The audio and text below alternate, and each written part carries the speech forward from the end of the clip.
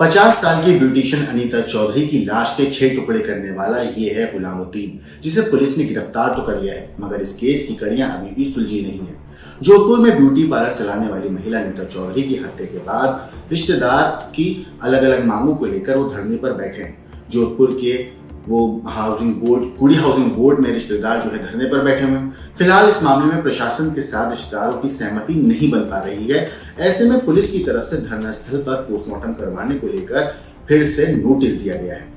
इधर इस मामले में गिरफ्तार मुख्य आरोपी गुलामुद्दीन को पुलिस रिमांड पर लेकर पूछताछ जो है पुलिस कर रही है, मगर अभी तक की मीडिया रिपोर्ट्स के हवाले से अगर हम आपको बताएं तो इस पूरे मामले पे पुलिस के हाथ खाली हैं और पुलिस को अभी तक इस मामले में कोई भी ऐसा बड़ा ब्रेक थ्रू नहीं मिला है जिससे पता चल सके कि इस पूरे कत्ल के पीछे की असली कहानी कैसे लूट की ही वारदात थी या फिर कोई और वजह थी। पूछताछ में बार बार गुलामुद्दीन अपना बयान भी बदल रहा है और ये भी एक बड़ी वजह है जो पुलिस के सामने दिक्कत पैदा कर रही है। अनीता चौधरी की हत्या के बाद से ही रिश्तेदार और समाज के लोग भगत की कोठी पर एक मंदिर है, वीर तेजा मंदिर, वहां पर धरना दे रहे थे, मगर अब जो है वहां से उन्होंने अपना धरना चेंज करके कुड़ी हाउसिंग बोर्ड में अपना धरना जो स्थल है वो शिफ्ट कर दिया है। हालांकि पुलिस की तरफ से पहले भी कई बार बॉडी का पोस्टमार्टम करवाने को लेकर नोटिस दिए गए थे, लेकिन रिश्तेदार सीबीआई जांच समेत 1 करोड़ रुपए की धनराशि, साथ ही सरकारी नौकरी, अलग अलग मांगे जो है वो उन्होंने रखी थी, मगर समझाने के बावजूद भी जब प्रशासन और परिवार वालों के बीच में कोई समझौता नहीं हुआ तो मामला वहीं अटका रहा। इधर इस मामले में पुलिस ने मुख्य आरोपी गुलामुद्दीन को मुंबई से गिरफ्तार किया था, जहां से उसे 7 दिन के रिमांड पर भेज दिया गया था गिरफ्तारी के बाद। फिलहाल उससे पूछताछ की जा रही है, जिसमें पुलिस ये पता लगाने में जुटी हुई है कि उसके साथ क्या कोई और लोग भी इस पूरे हत्याकांड में शामिल थे या नहीं, या इस पूरे हत्याकांड को अकेले गुलामुद्दीन ने ही अंजाम दिया था। इसके अलावा उसके कनेक्शन भी खंगाले जा रहे हैं, किस किन लोगों से उसकी बातचीत थी, कौन कौन उसके दोस्त थे, उसके जिन लोगों से मिलता था। हालांकि पुलिस की तरफ से इसको लेकर कोई भी आधिकारिक जानकारी नहीं दी जा रही है। इस मामले में मरहूम अनीता के परिवार की तरफ से सीबीआई जांच, जैसे कि मैंने आपको बताया, मुआवजा राशि देने समेत अलग अलग मांगों को लेकर 13 दिन से वो लोग धरना दे रहे हैं। अभी तक प्रशासनिक स्तर पर कोई सहमति लोगों की नहीं बन पा रही है। इधर जो है जांच में सहयोग नहीं करने को लेकर भी अभी तक पुलिस तकरीबन 11 दिनों में 11 नोटिस अनीता के परिवार को दे चुकी है। पहला नोटिस 2 नवंबर को दिया था। इसके बाद लगा था कि मामला जो है सुलझ जाएगा और इन लोग दोनों पुलिस और परिवार वालों के बीच में कोई समझौता होगा, पोस्टमार्टम की रिपोर्ट भी बन जाएगी पोस्टमार्टम होने के बाद, लेकिन ऐसा कुछ हुआ नहीं। नोटिस में मृतका के पति को जांच में सहयोग करने की बात कही गई है, जो पुलिस ने 11 नोटिस दिए हैं अनीता के परिवार वालों को। पुलिस के मुताबिक गिरफ्तार जो है गुलामुद्दीन मुलजिम जो है, उसकी तरफ से जो बयान दिए जा रहे हैं उनकी पुष्टि के लिए जांच में सहयोग बहुत ज्यादा जरूरी है, जिसमें मरहूम के पति यानी कि अनीता के जो पति हैं मनमोहन, उनकी तरफ से पुलिस का आरोप है कि सहयोग नहीं किया जा रहा है। अनीता हत्याकांड के 13 दिन बाद भी पुलिस के लिए एक सबसे बड़ी चुनौती जो है वो यही बात बनी हुई है कि अभी तक इसमें तफ्तीश ठीक तरीके से हो ही नहीं पा रही है। पुलिस अब तक आरोपी गुलामुद्दीन से पूरा सच नहीं उगलवा पाई है। हत्याकांड की गुत्थी सुलझना तो दूर, अभी तक पुलिस और परिवार के बीच शव की शिनाख्त, मौका मुआयना, बयान और पोस्टमार्टम की जद्दोजहद ही चल रही है। दैनिक भास्कर की एक रिपोर्ट के मुताबिक पोस्टमार्टम नहीं करवाने के लिए अड़े रिश्तेदार पुलिस पर सवाल उठा रहे हैं। उधर पुलिस बार बार सफीना नोटिस देकर रिश्तेदारों से जांच में सहयोग की मांग कर रही है। इन सारे जितनी भी रुकावटें आ रही हैं पुलिस के सामने, वो सारी रुकावटें पुलिस की जांच पर भी असर डाल रही हैं। उधर मरहूम अनीता चौधरी के बेटे राहुल ने हालांकि इस पूरे मामले पर कहा है कि अपनी मां की अंगूठी के आधार पर उन्होंने शव की शिनाख्त की थी। दैनिक भास्कर की एक रिपोर्ट है जिसमें उन्होंने ये चीज लिखी है कि जो राहुल है बेटा, उसका यही कहना है कि जो मां के शव की शिनाख्त हुई थी वो अंगूठी से उन्होंने करी थी। हालांकि मौके पर पुलिस ने पोस्टमार्टम के फॉर्म पर साइन करवाए थे। ये सब बेटे के आरोप हैं। बेटे ने ये भी कहा, इसमें 2 गवाहों के नाम पते भी दिए थे। इसके बाद भी पुलिस ने शव का पोस्टमार्टम नहीं करवाया है। पुलिस चाहती तो उसी वक्त पोस्टमार्टम करवा देती, लेकिन ऐसा नहीं किया गया। अब बार बार पोस्टमार्टम करवाने के लिए दबाव बनाया जा रहा है। वहीं सरदारपुरा के जो थानाधिकारी हैं, जो इस पूरे मामले के जांच अधिकारी भी हैं, दिलीप सिंह शेखावत, उनका इस पूरे मामले पर कहना है कि हम पहले दिन से कह रहे हैं कि रिश्तेदार सहयोग करें। जो रिश्तेदार हैं उन्होंने ना तो शव की शिनाख्त की है और ना ही बयान देने वो आए हैं। मौका मुआयना भी नहीं करवाया है। मामला दर्ज करवाने के बाद परिजन हमारे पास आए भी नहीं है। ये सब कहना है जो जांच अधिकारी हैं इस केस के उनका। इस मामले में पूरी जांच पड़ताल रिश्तेदारों के सहयोग के बिना ही अभी तक हो रही है, ऐसा रिपोर्ट में कहा जा रहा है। पुलिस अपने स्तर पर जांच कर रही है। रिमांड के 3 दिन अब जो है गुलामुद्दीन के गुजर चुके हैं। जो 7 दिन की रिमांड मिली थी, 7 तारीख को गिरफ्तार करने के बाद जोधपुर लाया गया था गुलामुद्दीन और फिर रिमांड दी गई थी। तो उस रिमांड के 7 दिन की रिमांड जो थी उसके 3 दिन गुजर चुके हैं और पुलिस खाली हाथ है। वारदात का सच तो दूर, हथियार तक पुलिस ने अभी तक बरामद नहीं किया। इस केस में पुलिस ने शव मिलने के साथ ही गुलामुद्दीन की पत्नी आबिदा को हिरासत में लिया था। फिर तुरंत ही मामले में लूट की कहानी सुना दी थी। लेकिन अनीता के पति और सुमन, जो अनीता की सहेली थी, उनकी कॉल रिकॉर्डिंग सामने आने के बाद मामला पूरा चेंज हो गया था, क्योंकि उसमें तैयब हुसैन का नाम था।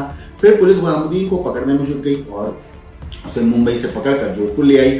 अब उसे रिमांड पर लिए वो 3 दिन हो चुके हैं, लेकिन पुलिस का जो अभी तक जांच का जो नतीजा है वो सिफर ही है।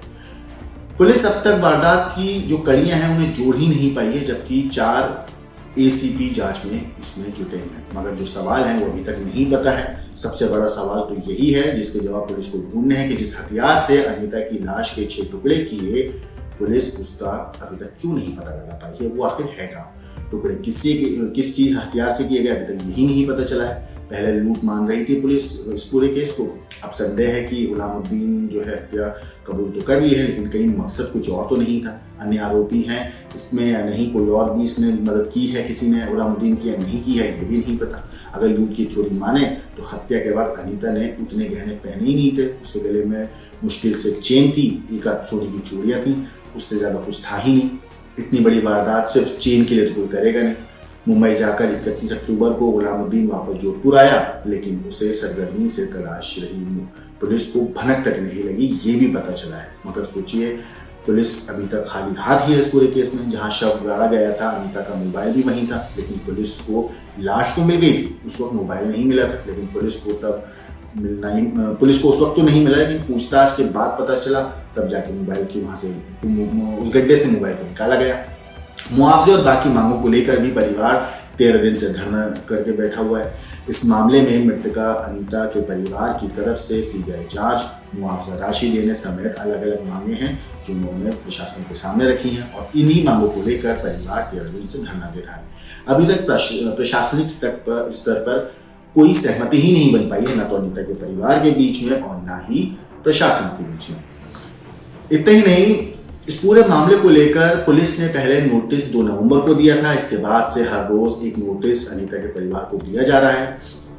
नोटिस में मरहूम के पति को अनुसंधान यानी कि जांच में सहयोग करने की बात कही जा रही है। पुलिस के मुताबिक गिरफ्तार गुलामुद्दीन की तरफ से जो बयान दिए जा रहे हैं उनकी तब तक पुष्टि नहीं कर सकते हैं जब तक पूरी तरीके से परिवार सहयोग नहीं करेगा, क्योंकि परिवार अगर सहयोग करेगा तो जांच में और ज़्यादा मदद मिलेगी।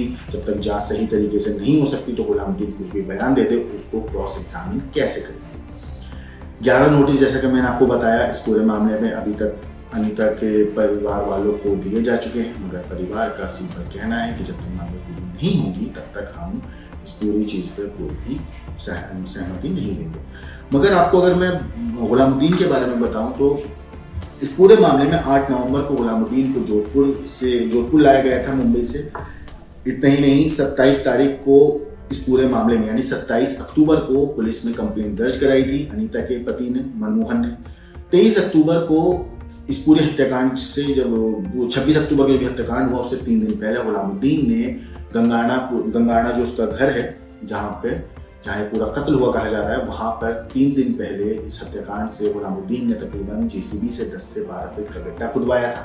और उसके बाद 26 अक्टूबर को उस गड्ढा खुदने के 3 दिन के बाद अनीता सुबह 12 बजे के आसपास अपने ब्यूटी पार्लर आई थी। वहां से वो अपने ऑटो में बैठकर गंगाना गई। सिर्फ एक यही फुटेज था CCTV का जिसमें देखा जा सकता है कि अनीता बाकायदा अपनी मर्जी से ऑटो में बैठती हैं, हाथ में थैला था, और उसके बाद वहां से वो गंगाना जो है चली जाती हैं। इस पूरे मामले पर पुलिस ने जब तफ्तीश करी तो पता चला कि ऑटो में बैठकर जब वो गई थी तो उस वक्त वो अपनी मर्जी से बैठी थी, क्योंकि जो CCTV फुटेज सामने आया था उसमें क्लियरली देखा जा सकता है कि अनीता अपनी मर्जी से ऑटो में बैठ रही थी। इतना ही नहीं, जब पुलिस ने तफ्तीश करी और 27 तारीख को जब मनमोहन ने, जो अनीता के पति थे, उन्होंने कंप्लेन दर्ज कराई थी। कंप्लेन दर्ज करने के बाद जब इस पूरे मामले में पुलिस ने तफ्तीश शुरू करी तो सीसीटीवी फुटेज हाथ लगा। सीसीटीवी के आधार पर ऑटो वाले से पुलिस कनेक्ट हुई तो ऑटो वाले ने बताया कि उसने आखिरी बार अनीता को कहाँ पर छोड़ा था। अब जब उस घर के बारे में, उस जगह के बारे में, उस इलाके के बारे में जो पति मनमोहन है अनीता के, उनको बताया गया तो पता चला कि यहाँ तो गुलामुद्दीन रहता है, जो अनीता की दुकान जो है उसके सामने उसकी भी दुकान है। हालांकि अनीता की ब्यूटी पार्लर की दुकान है, गुलामुद्दीन की ड्राई क्लीन की दुकान है। दोनों के बीच में 15 साल से जान पहचान थी कहा जा रहा है। मगर जब पुलिस ने तफ्तीश करी तो पता चला कि गुलामुद्दीन वहाँ पे घर पे है ही नहीं। इससे पहले पुलिस ने गुलामुद्दीन के नंबर पर फोन करके उससे पूछा था तो गुलामुद्दीन घबरा गया था और उसी दिन गुलामुद्दीन वहाँ से फरार हो गया था। लेकिन जब पुलिस वहाँ पहुंची तो वहाँ पे सिर्फ आबिदा थी, जो कि गुलामुद्दीन की पत्नी थी। पुलिस ने आबिदा को हिरासत में लिया और पूछताछ करी। जब पूछताछ करी तो आबिदा ने पूरी कहानी पुलिस को बता दी। उसने बताया कि किस तरीके से गुलामुद्दीन ने हत्या करी। हत्या करने के बाद लाश को घर के बाहर ही गड्ढे में दफना दिया। इस पूरे मामले में पुलिस ने आबिदा को गिरफ्तार किया, उससे पूछताछ हुई, मगर गुलामुद्दीन का कुछ पता नहीं था। पुलिस की माने तो जब ये पूरा कत्ल हुआ, यानी कि 26 तारीख को जब अनीता अपनी ब्यूटी पार्लर से बैग लेके ऑटो में बैठी थी तो वो कपड़े अपने साथ लेकर आई थी और उसका प्लान था कि वो गुलामुद्दीन के घर रुकेगी। अब यहाँ से पुलिस की डकैती और चोरी वाली, लूट वाली जो थ्योरी है वो कहीं ना कहीं खटकती है, क्योंकि अगर वो लूट के इरादे से वहां पर गुलामुद्दीन ने उसे बुलाया था तो वो अपने कपड़े लेकर वहां क्यों पहुंचेगी? अगर किसी और वजह से मिलने बुलाया था तो अपने वो कपड़े लेकर वहां क्यों पहुंचेगी और रात में रुकने का प्लान वो क्यों बनाएगी?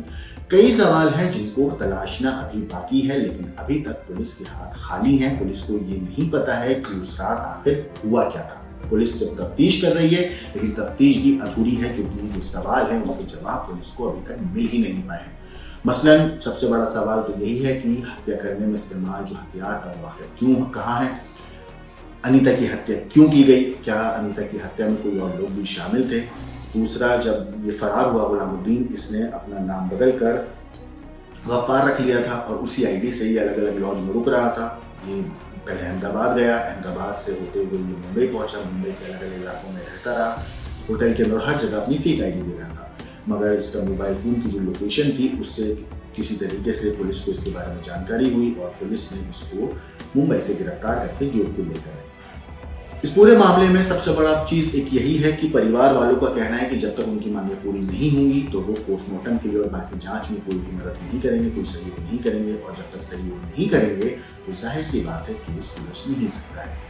इस केस में बहुत सारे पेज ऐसे हैं जो अभी अनसुलझे हैं। ये कहानी जितनी सीधी और सिंपल लगती है, ये उतनी सीधी सिंपल है नहीं, क्योंकि इसके अंदर आने वाले वक्त में बहुत सारे ऐसे किरदार हो सकता है निकल कर सामने आए, बहुत कहानी ऐसी पलट जाए जिसके बारे में आप मैं कोई सोच नहीं सकता। तो वो सारे केस, वो सारे जितने भी मोड़ हैं, ट्विस्ट है, टर्न्स है, कहानी की पेचीदगी है, वो तभी समझ में आएगी जब परिवार और पुलिस दोनों साथ में मिलकर एक दूसरे की मदद करेंगे। क्योंकि पुलिस के हाथ भी अभी खाली हैं। गुलामुद्दीन तो उनकी गिरफ्त में है, लेकिन गुलामुद्दीन अपना बयान बार बार बदल रहा है और जब तक गुलामुद्दीन अपना बयान बदलता रहेगा तब तक ये केस सुलझ नहीं सकता है।